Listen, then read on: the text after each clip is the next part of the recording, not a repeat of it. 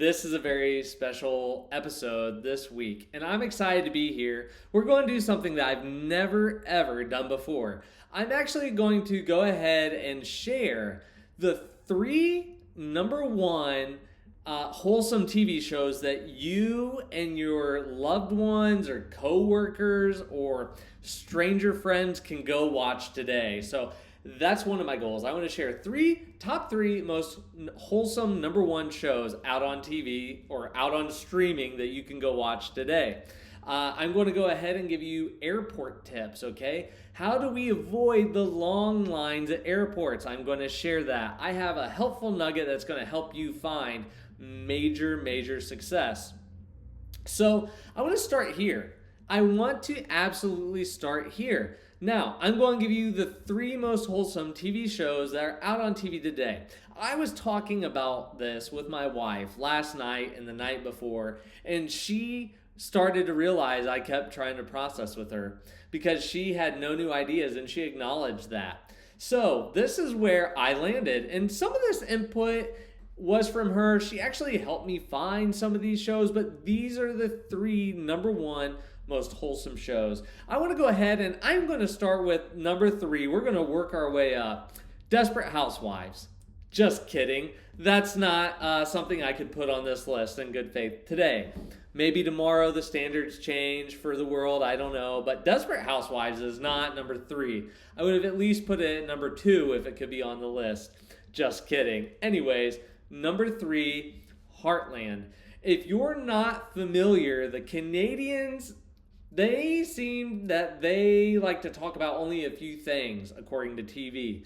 One of them being ranches. What do I base that on? When Calls to Heart, and I base that on Heartland. Now, Heartland is a good show. I started about 4/5 through whatever they have out and that's available now. Probably that's being generous. But imagine it was this family that lived on a ranch like Yellowstone, and nobody ever got murdered. There was an occasional scuffle once a season. There's a lot of drama around the high school girls and the one daughter, I can't even remember her name. So like if you love drama, it's going to be your kind of thing. You will probably love it because they fill it with good Canadian wholesome drama. That's spot number three. I'm not really, actually though, I actually like this show. And I want to joke around and I want to be silly. It's wholesome. It's good. It's not going to want to make you change the way you live your life. I think it might make you want to live with your family, or it might make you very thankful you don't live with your family. But that is Heartland. A family lives on a ranch. They have no real problems. There is some minute drama. A girl, okay, if you resonate with horse girls, there's a horse girl on it. She raises them. She trains them. There's a grandpa that'll remind you like the dad on Yellowstone, except he doesn't cuss and he's not as aggressive. And then there's a daughter that she goes through identity. She goes through identity, learning out who she is, where does she belong, what do friendships look like, how does life work when my best friend falls in love with a guy that I am denying I'm in love with. That is Heartland. It's on a Canadian ranch, okay? So if you love horses, if you resonate with a high schooler that lost their best friend to a man, or you are a grandpa that just has hearing problems and likes to take care of your family and you made a crap ton of money along the way, this show's for you. That is Heartland, okay? You don't hear a ton of the Canadian accent. It is there. I'm going to go ahead and talk about spot number two. Now, spot two and spot one, I really debated with myself, okay? My wife, she already knew they deserved a top spot. I knew they deserved a spot, but here's a spot nonetheless. At number two, I'm going to tell you about a little show called The Baxters. Now, The Baxters is wonderful. Number one, it was written by a woman named Karen Kingsbury. That's right, Karen Kingsbury. Very lovely lady. I'm sure you don't write that kind of content and, not be a lovely lady. But The Baxters is great. It's way more wholesome, in my opinion, than Heartland. Why? Because the Baxters love Jesus. The Baxters love Jesus. Jesus is very much a scene in the show, and I think we need more TV like the Baxters. Now, imagine that they remade Seventh Heaven, but it was good this time, okay? Reverend Camden really threw everyone off the moment we saw him on something other than Seventh Heaven, and he was swearing up a storm. It's like you had Bob Saget with Full House, and then you watch Bob Saget do a stand-up, and you're like, who is this man? I felt like he was America's father, okay? But he was not a good one at least. Funny guy on his stand-up, but I would not ever in a million years say it was wholesome. It was not wholesome. You got to wonder what John Stamos was thinking the entire time. Or Joey. Nobody knows his real name. He's forever Joey. The Olsen twins got out of Hollywood altogether not too long after that. Back to the main topic, though, the Baxters. The show called The Baxters. It's so wholesome. It is, number one, there's multiple seasons, and each season focuses on a character and the character development within the family. And you see how God works through their life.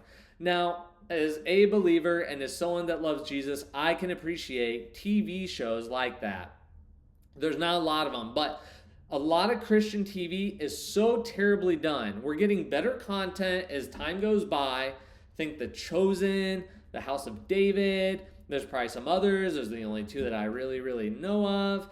But those were really well made, and nobody can fight me on that. If you want to, duel me in the comments below, but I think you're wrong. But the Baxters, and that's what's amazing, it's actually a very heartfelt show. Heartland is a heartfelt show. The Baxters is heartfelt. Like, it is feel good. You sit down, you watch it, and your life just feels a little more enriched. I'm not saying that the Baxters is going to go deep. I'm not saying that they're going to tell you why being Calvinistic or Arminian is wrong, but what you'll get is just a good, wholesome family dynamic. I turned that on with my wife, and I was like, that lady is a lady from Touched by an Angel, and it was.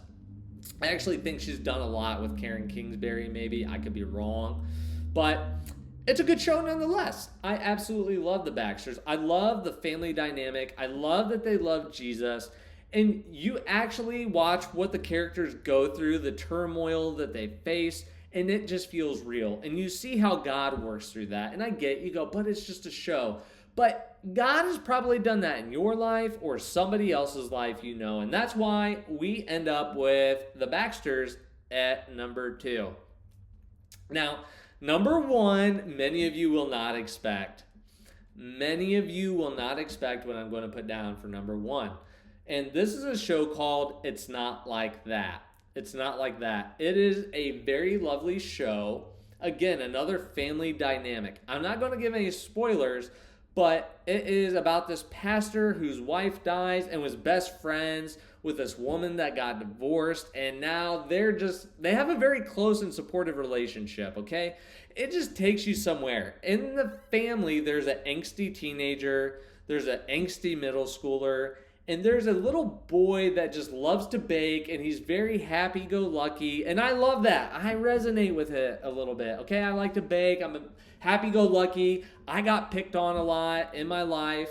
I did not, he even had a crush on his teacher, and I'm not going to say I did or did not have a crush on my teacher when I was in kindergarten, okay? It's a confusing time as a little boy, but you see that in this show. And that might be a spoiler for somebody, but I just want to say that you watch these family members, and of the other family too, of course, the one guy who was the son, very angsty as well, you just resonate with them, or you know somebody that resonated with them. It's very real, and I think that's what it is. I think that there's a lot that's to relate with, but you see how God works through all of it, or how God is showing up, how these teens are kind of fighting it. You're seeing like real life dynamics at play. There's an actual storyline. There's actual character development. We could actually look at a lot of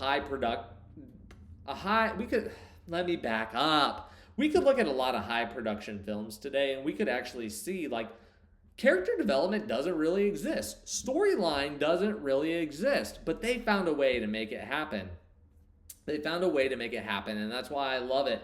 And I think some of these shows could actually be like a forerunner for other forms of media. I think if we're all being real, a lot of media has lost its taste. It's lost kind of its thrill because there's no real development. There's no originality. It's like, let's make 15 movies about street racing, or let's make 90 movies about the same superheroes. Like, I think people are a little done with that. They're actually not, because these movies make a lot of money still, and that proves my point wrong, and that's why they still do it. But the Baxters, they had to have spent no money making that. It took place in Bloomington, Indiana. Okay? It's not like that. It took place somewhere that felt very Midwest. Maybe, actually, I think it was California, but low budget. You had like a church, and you had 2 houses, and you had a street. That's where everything took place, and you made an amazing story, and it's not like you had to have some crazy person write the script, okay? You need somebody that like loves Jesus enough to know how to write about him. I'm not trying to rate how much somebody loves Jesus. You had to know somebody that had like some sort of real upbringing and actually felt something and wasn't overly sheltered. Like, these kids are PKs. I guess they were sheltered. But it's really hard to spin a PK if you're not close to that. Like, they deal with their own things, and it's a real situation. But nonetheless, we got to find a way to make better media, and it can be done cheaper, because people want entertainment again, okay? People don't want to sit on their phones and scroll about making homemade bread for the 90th time. We've seen all the homemade bread videos we need to see. We have seen all your AI slop where Michael Jackson runs into the bank and starts dancing and moonwalks out. We've seen it all. We don't want to scroll anymore, okay? I'm tired of seeing houses that are somewhere I don't want to live and are $20 million, and I'm told that everybody can afford them. Like, people don't really want that content anymore. I think we need to get back to, hey, we're a family. Let's sit down and watch a heartfelt show. That's what people are wanting, and I know it, okay? I love horses. When's the horse show coming on, Mom? It's going to be on Sunday. Let me get my Canadian VPN and we'll watch it. That's what people want. People want passion and excitement and realness. And sometimes that's just a story about the Christian family down the street, okay? Or some renegade high school hockey player, okay, that now works on a ranch. All those things are true. We just got to find a way to produce more. And so I'm going to start posting more content like this. I think I have one of the best opinions about what is good and isn't good when it comes to media. That sounds a little arrogant, and you describe it. I don't know. But I think that's why I need to comment on things like this just more and more, because we need to talk about these things or we never fix the things. I think you've probably heard it somewhere. If we don't talk about it, it will be the elephant in the room. We'll never change anything. How can we change something we don't talk about? Right now, we have a lot of people producing media, and they're not good at their job. I don't know how they got their job. I don't know why or where. I don't know how these dynamics work. I really don't. But what I do know is we are in a place right now where we can make things cheap, we can make things good, and things don't have to be intense. Stranger Things was awesome. I know it wasn't cheap, and we all want 30 more Stranger Things. It's not an ask, it is a demand, Duffer Brothers. We need 90 more. We need 90 more. I think A24 was a production house. We need 90 more of those. All that being said, those are 3 great wholesome shows you could watch if you need something to feel good about life, you want something that's relatable, and you just want something heartwarming and grounding. I think that provides that for you. I can go into this more. But not right now. I want to also go ahead, though, and I want to talk about this. The airport lines are out of control. How do we control our line at the airport? First of all, I want to share this with you. You know who doesn't wait in lines at the airport? People that fly private. Okay? If you want to avoid the line at an airport, just start chartering a jet. Everybody's doing it. Okay? Be an adult. Don't book your family seats. Just put them on a jet, a private jet. okay? I flew private one time, and you just walk right through the doors and right onto the plane. It was not a big, significant, emotional event. Passport this, line that, let me sit around and wait. Oh my gosh, my flight got delayed. No, be an adult and book a private plane. Get on the plane and get where you're going like an adult. Life is short. How can you enjoy your life to the fullest if you're having to ride on commercial flights? You are spending your life in an airport. You could say, but I'm with my family. Your family's happier when they're flying private, okay? I'm telling you right now, your family is going to be deeply, much more moved on a private jet than they ever will. Have you seen the videos circulating where some dude makes a plane smell like eggs? It's terrible. You don't want stuck in that. People leave their trash and the airline attendants stop cleaning it up. They're getting lazy. You say, well, that's rude, but, well, I'm sorry, a job is a job. I have things that I don't like to do that I have to. They gotta do things that they don't like to do. It's just reality. I'm not saying it's right, wrong, or indifferent. It's got to get done. So fly private, okay? If we want to change the world, we need to start flying private more often. It's not really even an environmental issue at this point. It's, do you love your family and do you want to have the best time most of the time with them? That's why, I hate to say it, you gotta learn to fly private. You gotta find a way to afford it, okay? This is America. There's no more excuses to not fly private, okay? Go look at Reddit. Everybody makes millions of dollars. You should be able to fly private by now. I think that there's probably programs to get on a private jet if you don't have access to one. I think there's programs in place, or so I've been told. I don't know. Just talk about flying private with my wife and we figure it out when the time gets here, okay?